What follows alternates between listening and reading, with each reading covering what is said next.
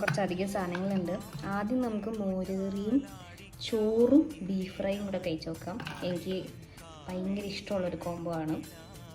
അത് കഴിഞ്ഞിട്ട് നമ്മൾ അടുത്തത് കഴിക്കുന്നതായിരിക്കും. കുറച്ച് ബീഫ് ഫ്രൈ എടുത്ത് വെക്കാം. സ്പൂൺ കുറച്ച് ചെറുതായി പോയോ എന്നൊരു ഡൗട്ട് ഗൈസ്. അയ്യോ, അവിടെയൊക്കെ ഞാൻ വീഴ്ത്തിച്ചു. സെറ്റ്. ഇത് പോയി ആദ്യം കഴിക്കാം ഗൈസ്.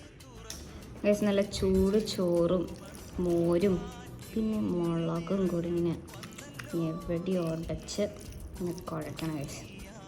എവിടാൻ പറ്റുന്നില്ല, അതുകൊണ്ട് നമുക്കത് കടിക്കാം.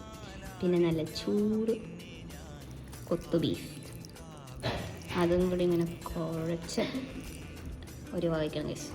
ആദ്യം ഒരു മുളക് എടുത്ത് കടിക്കും, എന്നിട്ട്